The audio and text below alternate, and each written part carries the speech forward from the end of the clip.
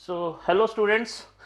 आप लोगों को जैसा पता होगा कि रेलवे ने टेक्नीशियंस की बहुत सारी वैकेंसीज निकाली है और ये आपके लिए एक गोल्डन अपॉर्चुनिटी होगी कि इतनी सारी वैकेंसीज टेक्नीशियंस के लिए रेलवे ने नोटिस जारी कर दी है। फाइन माय डियर स्टूडेंट्स, अब हम यहाँ पे देखें कि क्या डेडलाइन है। अगर मैं इस फॉर्म के बारे में आपको बात बताऊं तो आप एप्लीकेशन स्टार्ट कर सकते हैं मार्च की 9th डेट से। 9th ऑफ मार्च से ये आपका फॉर्म फिल करना आप स्टार्ट कर सकते हैं। ध्यान रखना, जो क्लोजिंग डेट है वो है 8 अप्रैल 8 को आपका क्लोजिंग डेट है। फाइन। अब आपको कोई मॉडिफिकेशन करना है, कोई भी आपके एप्लीकेशन फॉर्म से रिलेटेड कोई भी मॉडिफिकेशन है तो आप 9 अप्रैल 9 से लेके 18 तक के बीच में कर सकते हैं। Fine my dear students. अब सबसे अच्छी बात यह है माय डियर स्टूडेंट्स कि आप यहां पे नंबर ऑफ वैकेंसीज को एक बार ध्यान से देखें। जो टेक्नीशियन ग्रेड 1 सिग्नल की है उसमें जो पे लेवल है वो लेवल 5 है। इट मींस बहुत ही अच्छी ये वैकेंसी है जिसमें आपका इनिशियल जो पे स्टार्ट होगा दैट इज 29,200। और सबसे इसमें एज लिमिट आप देख सकते हैं 18 से 36 साल, 18 टू 36 ईयर्स तक अगर आपकी एज है, इस पीरियड के बीच में अगर आपकी एज है तो आप इस फॉर्म को फिल कर सकते हैं। अब एक बेहतरीन बात आप यहां देख सकते हैं कि टोटल नंबर ऑफ वैकेंसीज 1092, लगभग 1100 वैकेंसी आरआरबी ने टेक्नीशियंस की निकाली है। सो माय डियर स्टूडेंट्स, ये बहुत ही अच्छी वैकेंसी है। क्यों अच्छी वैकेंसी है? क्योंकि इसमें डिप्लोमा वाले भी अलाउड हैं, आपके बीटेक स्टूडेंट्स भी अलाउड हैं। फाइन। इट मींस क्योंकि इसका ग्रेड पे से और जो इसका लेवल है उससे ही हम ये आइडिया लगा सकते हैं कि ये वैकेंसी आपके लिए कितनी बड़ी अपॉर्चुनिटी है। फाइन। अब हम बात करते हैं माय डियर स्टूडेंट्स सिलेबस की। अब जो सिलेबस है ये हमने कंपैरिजन किया है आरआरबी का जो जेई पेपर है उसके अकॉर्डिंग, क्योंकि इसमें इस बार एक पेपर इंक्लूड हुआ है basics of computer and applications.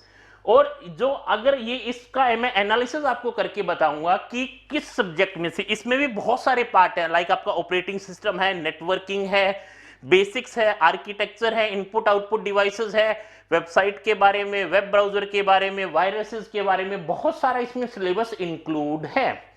तो जो क्योंकि ये वैकेंसी जो है आपकी वो हमने आरआरबी जेई के इक्विवेलेंट हम मान सकते हैं। फाइन। और क्योंकि प्रीवियसली 2018 में हमारे पास जो एनालिसिस है ये एनालिसिस है 2018 का आरआरबी जेई का, जो जिसमें ये सीबीटी 2 में ये सेम सिलेबस आपके वहां कंसीडर किया गया था और वहां से पेपर आया था। उसके बेसिस पे हम एक रफ एनालिसिस करके यहां पे आपको बता रहे हैं कि कितना इंपॉर्टेंट है इस सब्जेक्ट का वेटेज। फाइन। अब माय डियर स्टूडेंट्स, आप देख सकते हैं कि basics of computer and applications में क्या क्या सिलेबस है। आपका बेसिक्स कंप्यूटर के बारे में आइडिया होना चाहिए, उसकी जनरेशंस के बारे में आइडिया होना चाहिए, आर्किटेक्चर क्या है कंप्यूटर का उसके बारे में आपको पता होना चाहिए, बहुत सारे इनपुट डिवाइसेस हैं, आउटपुट डिवाइसेस हैं, उनके बारे में एक डिटेल इंफॉर्मेशन आपके पास होनी चाहिए, कौन कौन सी स्टोरेज डिवाइस है, रैम रोम, बहुत सारी हार्ड डिस्क, बहुत सारी स्टोरेज डिवाइस है उनके बारे में। अब नेटवर्किंग, इन्होंने सिंपल इतना लिख दिया कि आपको नेटवर्किंग के बारे में पता होना चाहिए, बट नेटवर्किंग अपने आप में एक वास्ट सिलेबस और एक पर्टिकुलर सब्जेक्ट है, तो इसके बारे में भी हम यहां पे डिटेल डिस्कस करेंगे।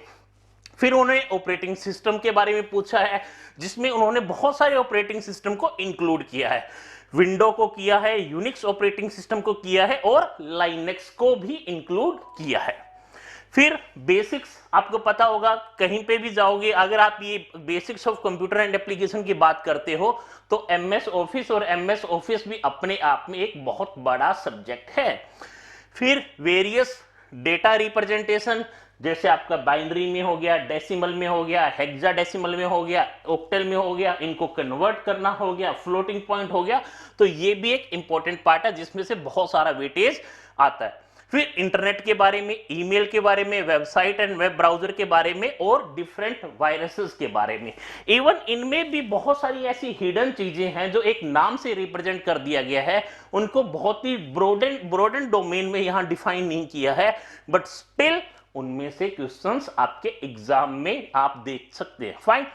अब यहां पे अगर मैं शिफ्ट 1 का एनालिसिस करूं, ये एनालिसिस मैंने आपको पहले भी बताया था, ये है आपका SRRB का जेई का जो एग्जाम था CBT 2, उसका एक एनालिसिस है।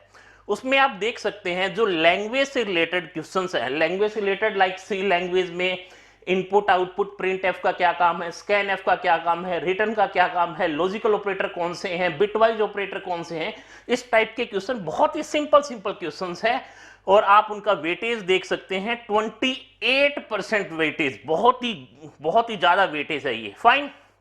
अब मैं आपको बात करता हूं नेटवर्किंग की। क्यों? क्योंकि नेटवर्किंग का हमने पहले भी मैंने आपको ये बताया था कि जो नेटवर्किंग है, नेटवर्किंग उन्होंने तो सिंपली एक वर्ड लिख दिया नेटवर्किंग, बट नेटवर्किंग अपने आप में एक वास्ट डोमेन है। Fine my dear student. तो अब आपको जो कंटेंट जो रीड करना है वो प्रिसाइज कंटेंट रीड करना है। लाइक नेटवर्किंग में आपसे क्वेश्चन पूछ सकता है कि लैन क्या है, मैन क्या है, वैन क्या है। आपसे पूछ सकते हैं स्टार टोपोलॉजी क्या होती है, मैश टोपोलॉजी क्या होती है, फाइन हाइब्रिड टोपोलॉजी क्या होती है। आपसे पूछ सकता है सिग्नल का क्या मीनिंग है, नॉइज का क्या मीनिंग है। आपसे पूछ सकता है कि ट्रांसमिशन टाइम क्या होता है। ऐसी बहुत सारी बेसिक टर्मिनोलॉजीज हैं। आपको पूछ सकता है OSI मॉडल क्या है, उसकी फुल फॉर्म क्या है, TCP/IP मॉडल क्या है, उसकी फुल फॉर्म क्या है, कितनी लेयर्स है, किस लेयर में कौन सी फंक्शनैलिटी है। तो ऐसे ही माय डियर स्टूडेंट्स बहुत सारा पार्ट है नेटवर्किंग का, और आप देख सकते हैं एक अंदाजा हम ये लगा सकते हैं कि जो नेटवर्किंग का वेटेज था वो 23% था। इट मींस अगर मैं लैंग्वेज और नेटवर्किंग दो ही पार्ट को कंसीडर करूं तो ये काफी ऑलमोस्ट 50% वेटेज कवर कर रहा है आपका। उसके बाद में बेसिक्स ऑफ आर्किटेक्चर कि मॉनिटर क्या है, इनपुट आउटपुट डिवाइसेस क्या है, इस पार्ट को। फिर डेटा रिप्रेजेंटेशन का वेटेज भी काफी अच्छा है, 14% डेटा रिप्रेजेंटेशन का वेटेज है। उसके बाद वेबसाइट थोड़ा ही पूछा गया है। DSA, अब ध्यान देखने वाली ये बात है कि इवन सिलेबस में DSA मेंशन नहीं है। DSA means data structure and algorithm, वो मेंशन नहीं है, बट स्टिल 9% वेटेज उसका भी था। इसीलिए माय डियर स्टूडेंट्स मैं ये कह रहा हूं कि आपको इस एरिया को बहुत ही सीरियस वे में लेना है। फाइन। क्योंकि हम एक आइडिया होना चाहिए कि किस इंपॉर्टेंट किसी भी एग्जाम के लिए जो बेसिक कंप्यूटर एंड एप्लीकेशन का जो सिलेबस है, क्योंकि उन्होंने बहुत ज्यादा डिटेल में उस सिलेबस को मेंशन नहीं किया है। फाइन। तो आपको कितना पढ़ना है, कैसा पढ़ना है, किस टाइप के क्वेश्चन आ सकते हैं, इसकी जानकारी होना बहुत ही जरूरी है। और क्योंकि इस सब्जेक्ट का वेटेज भी काफी अच्छा खासा है आपके एग्जाम में, तो इसको आप नेग्लेक्ट भी नहीं कर सकते। फिर आप देख सकते हैं डेटाबेस मैनेजमेंट सिस्टम, इसका भी ऑलमोस्ट 6%, जिसमें से बहुत ही सिंपल क्वेश्चंस आपके एग्जाम में आ रखे हैं। बट अगेन आप इन 6% को नेग्लेक्ट नहीं कर सकते या इग्नोर नहीं कर सकते। फाइन।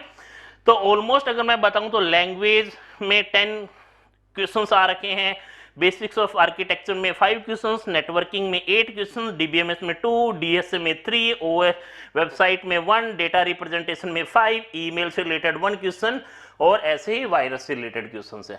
अगर मैं शिफ्ट 2 का एनालिसिस करूं तो आप अगेन शिफ्ट 2 के अकॉर्डिंग आप अच्छे से देख सकते हैं।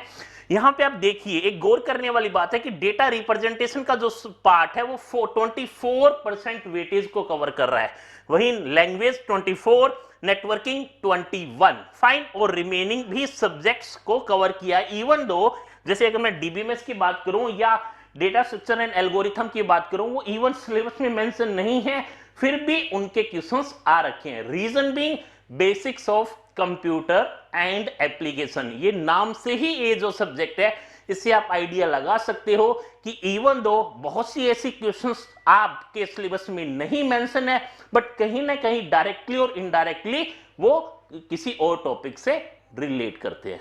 तो my dear students, important point मैं आपको यही कहने वाला था। ये एक आप कंपैरिजन स्टडी देख सकते हो शिफ्ट 1 एंड शिफ्ट 2 का। लैंग्वेज में शिफ्ट 1 में ज्यादा आए थे, शिफ्ट 2 में कम है। बेसिक्स ऑफ आर्किटेक्चर में भी शिफ्ट 1 में कम थे, शिफ्ट 1 में ज्यादा है, शिफ्ट 2 में कम है। नेटवर्किंग का भी शिफ्ट 1 में ज्यादा थे, शिफ्ट 2 में। बट यहाँ डेटा रिप्रेजेंटेशन में शिफ्ट 2 में ज्यादा क्वेश्चन है, शिफ्ट 1 में है। ये कंपैरिजन हमने किया हुआ है। तो माय डियर स्टूडेंट्स, आपको पता है कि इंजीनियर्स कैरियर पॉइंट और यूरोपीडिया एजुकेशन अपना एक मॉड्यूल, डेडिकेटेड मॉड्यूल सिर्फ इसी वैकेंसी के लिए स्टार्ट हो चुका है।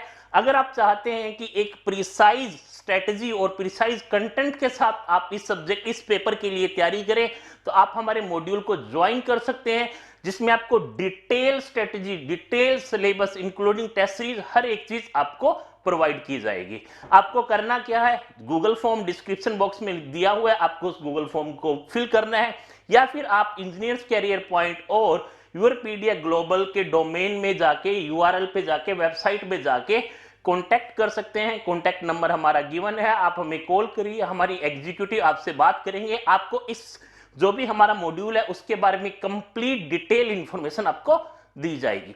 अगर अभी भी लगता है आपके मन में कोई क्वेरी है तो आप लिख सकते हैं कमेंट सेक्शन बॉक्स में। Thank you so much.